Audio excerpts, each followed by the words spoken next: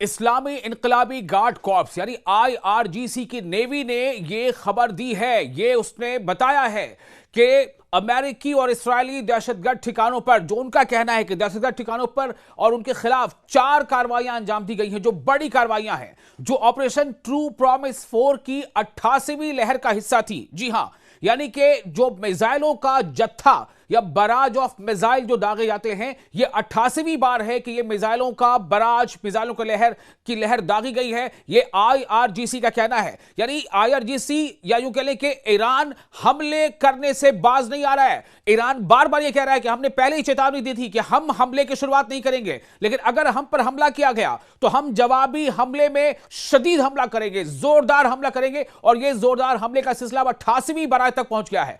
IRGC यानी Islamic revolutionary guard corps के public relation जो शोबा है, उसने ऐलान किया है कि नौसेना बलों ने यानी नेवी ने दुश्मन के ठिकानों पर भारी हमले किए हैं। उनके बयान के मुताबिक इस्राएली निजाम का एक कंटेनर जहाज जिसका नाम एक्सप्रेस हाफलोंग है, फारस की खाड़ी के बीचों बीच बैलिस्टिक मिसाइलों से निशाना बनाया गया। बयान में आगे कहा गया है कि दूसरी ज्वाइंट ऑपरेशन में, मुश्तरका कार्रवाई में, दूसरे ज्वाइंट ऑपरेशन में संयुक्त अरब अमारात यानी यूएई के साहिल पर अमेरिकी मरीन का एक ठिकाना, जहां वो ईरान की तबाहकुन मिसाइलों के डर से फौजी अड्डों के बाहर छिपे हुए थे, धमाकेदार ड्रोन के जरिए ठीक निशाने पर, बिल्कुल टारगेटेड प्रिसिशन अटैक के साथ ही उसे तबाह कर दिया गया है। यह आईआरजीसी का दावा है। याद करें आप, डोनाल्ड ट्रंप ने क्या कहा था हमले के शुरुआती दिनों में? 28 तारीख थी वो फरवरी की, 28 तारीख को, फरवरी की 28 को एक तरफ बातचीत का जो है सिलसिला चल रहा था, और उसके ठीक उलट, जैसा ईरान का कहना है कि धोखा देते हुए अमेरिका और इस्राएल ने ईरान पर हमले कर दिए थे, तेहरान पर बमबारी की थी। यह वो हमला था जिसके बाद से ईरान ने पलटवार शुरू किया है। आईआरजीसी नेवी ने बहरीन में मनामा एयरपोर्ट के करीब अपने बेस के बाहर तैनात अमेरिकी 5th फ्लीट के काउंटर ड्रोन सिस्टम को भी तबाह कर दिया। बयान में यह भी कहा गया है कि कुवैत में जाबिर अल अहमद नामी अमेरिकी ठिकाने पर मौजूद 2 एडवांस्ड अर्ली वार्निंग रडार को भी ड्रोन से निशाना बनाया गया है। तो कुवैत ने भी एक तरफ जहां इस्राएली टारगेट्स को लगातार हिट कर रहा है ईरान यानी आईआरजीसी, वहीं दूसरी तरफ मिडिल ईस्ट में, जिसे हम कहते हैं वेस्ट एशिया में भी यानी मगरबी एशिया में भी, चाहे वो सऊदी अरब हो, चाहे यूएई हो, या बहरेन हो, या कतर हो, या जॉर्डन हो, या कुवैत हो, इन तमाम मुल्कों में जहां कहीं भी अमेरिका के बेसेस हैं, अमेरिकी फौजी अड्डे हैं, या दूसरे अमेरिका का जो वहां पर पूरा रडार सिस्टम है, जो मिलिट्री या वॉर के लिए जो कम्युनिकेशन सिस्टम है, उसे चुन चुन कर ईरान निशाना बना रहा है। आईआरजीसी के बयान में दोहराया गया है कि जल डबरू मध्य हर्मुज यानी कि स्ट्रेट ऑफ हॉर्मुज, जिसे हम कहते हैं आबनाए हुर्मुज, वो पूरी तरह से उनके कंट्रोल में है, ईरान के कंट्रोल में है। और इस हद तक कंट्रोल में है कि डोनाल्ड ट्रंप भी अब यह बयान देने पर मजबूर हो गए हैं कि स्ट्रेट ऑफ हॉर्मुज पर कंट्रोल खत्म किए बगैर हम जंग से बाहर निकल सकते हैं। यह डोनाल्ड ट्रंप का कहना है। क्योंकि डोनाल्ड ट्रंप ने जितनी ताकत लगानी थी अब तक लगा ली। डोनाल्ड ट्रंप ने कई दूसरे मुल्कों को स्ट्रेट ऑफ हॉर्मुज को खाली कराने के लिए मदद की अपील की, मुल्कों ने उनकी बात नहीं मानी। जर्मनी ने मना कर दिया, इटली ने मना कर दिया, फ्रांस ने मना कर दिया, स्पेन ने मना कर दिया, यूके ने मना कर दिया, यहां तक कि चीन ने भी मना कर दिया। अब क्या कह रहे हैं डोनाल्ड ट्रंप? अब कह रहे हैं कि जाओ और तेल ले लो, और हिम्मत है तो स्ट्रेट ऑफ हॉर्मुज भी खाली करवा लो। यानी तंज कसा जा रहा है डोनाल्ड ट्रंप की तरफ से। आगे बताता हूं कि बयान में जो आईआरजीसी ने जो बयान दिया है, उसका कहना है कि स्ट्रेट ऑफ हॉर्मुज पर हमारा अभी पूरा कंट्रोल है। बयान में चेतावनी दी गई है कि दुश्मनों की जरा सी हरकत का जवाब मिसाइल और ड्रोन हमलों से दिया जाएगा। ऑपरेशन ट्रू प्रॉमिस, यह नाम है ईरान के ऑपरेशन का, जो अटैकिंग ऑपरेशन है उसका नाम क्या रखा है? ऑपरेशन ट्रू प्रॉमिस 4 यानी वादे सादिक, मुहिम वादे सादिक 4।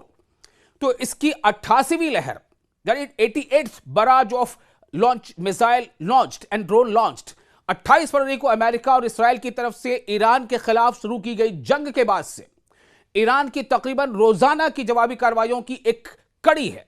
तब से ईरान की मुसल्लह अफवाज पश्चिमी एशिया में यानी मगरबी एशिया में, वेस्टर्न एशिया में अमेरिकी फौजी अड्डों और कब्जे वाले इलाकों में इस्राएली ठिकानों को मिसाइल और ड्रोन हमलों की लहरों से लगातार निशाना बनाती आ रही है। बेशक ईरान पर भी हमले हो रहे हैं, बेशक ईरान का भी नुकसान हो रहा है, लेकिन यह जंग है, जंग में तो नुकसान होगा ही।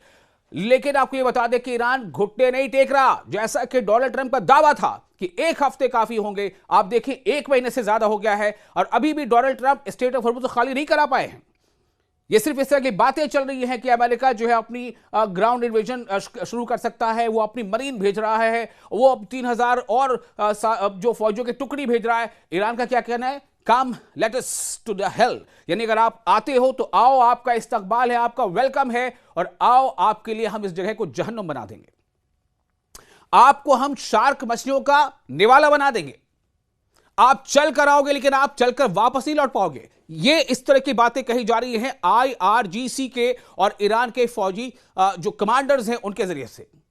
IRGC ने इन कार्रवाइयों को अंतरराष्ट्रीय कानून के तहत जायज खुद दिफाई करार दिया है। कौन सी कार्रवाई? स्टेट ऑफ हॉर्मुज़ पर कंट्रोल करना।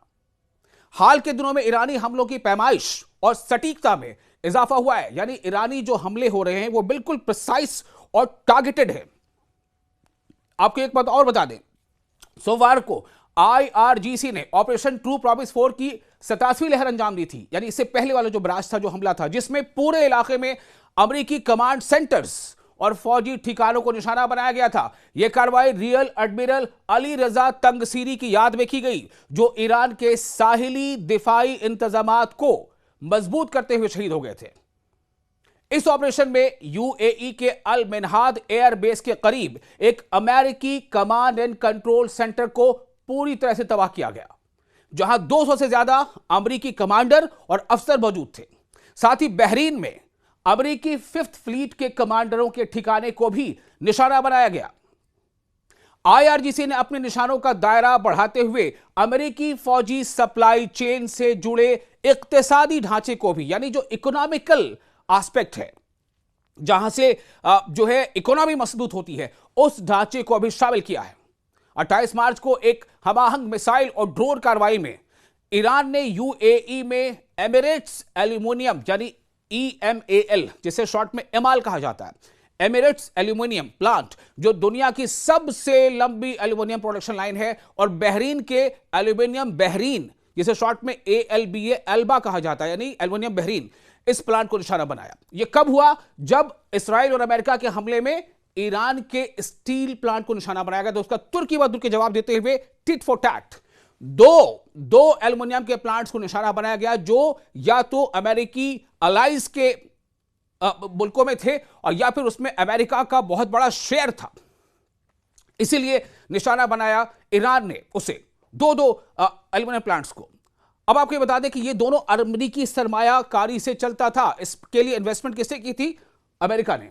और अमेरिकी फौजी इंडस्ट्री को सप्लाई में अहम किरदार अदा करता था, यानी कि यहां से जो प्रोड्यूस निकलता था, जो प्रोडक्शन होता था इसका, वो अमेरिका के मिलिट्री के लिए उसका इस्तेमाल होता था, यहां के प्रोडक्शन का, यहां की चीजों का। इसलिए ईरान ने इन दो एल्यूमिनियम प्लांट को निशाना बनाया था। यह हमला ईरान की इंडस्ट्रीज पर अमेरिका इसराइल के हमलों के जवाब में किया गया, जिनमें इस्फहान और खुजिस्तान सूबों के दो बड़े स्टील प्रोड्यूसर्स भी शामिल थे। तो लगातार ईरान हमले करता जा रहा है, इस हद तक हमले कर रहा है कि डोनाल्ड ट्रंप बार बार अपने बयान बदलने पर मजबूर हो रहे हैं।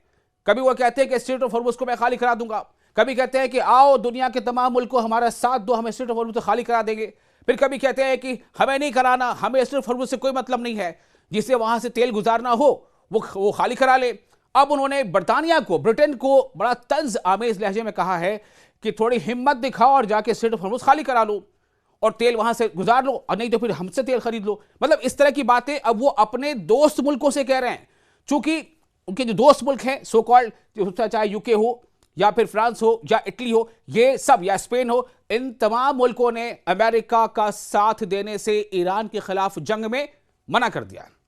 इन मुल्कों का यही कहना है कि ये वॉर, ये लड़ाई आपकी लड़ाई है, हमारी नहीं। यहां तक कि फ्रांस के जो इमैनुअल मैक्रों हैं, उन्होंने तो एक अजीब सी बात कह दी थी कि हम किसी देश के राष्ट्रपति जिसकी उम्र 79 साल की हो गई है, उसके मूड के हिसाब से फैसला नहीं ले सकते। और इसी का जवाब डोनाल्ड ट्रंप ने शायद अब दिया है एक तंजिया लहजे में। फ्रांस को भी इशारे में कहा है और यूके का तो बाकायदा नाम लेकर कहा है कि आप जाकर के होर्मुज खाली कराओ और तेल ले लो, हिम्मत दिखाओ और जाके लड़ लो, हम आपके लिए नहीं लड़ेंगे। अब ये अमेरिका का कहना है। अब आप देखिए ईरान की आखिर एक कैसी स्ट्रैटेजी है कि ईरान ने अमेरिका और उसके दोस्त ममालिक के बीच में ही दीवार खड़ी कर दी, और वहीं दूसरी तरफ ईरान को एक के बाद एक कई मुल्कों का सपोर्ट मिलता चला जा रहा है। या तो कुछ मुल्क ईरान के सपोर्ट में अपनी आवाज बुलंद कर रहे हैं, या फिर कुछ मुल्क ईरान का सपोर्ट का भले ही वो ऐलान नहीं कर रहे हो, लेकिन वो अमेरिका का भी साथ नहीं दे रहे हैं। इतना ही ईरान के लिए शायद बहुत काफी है।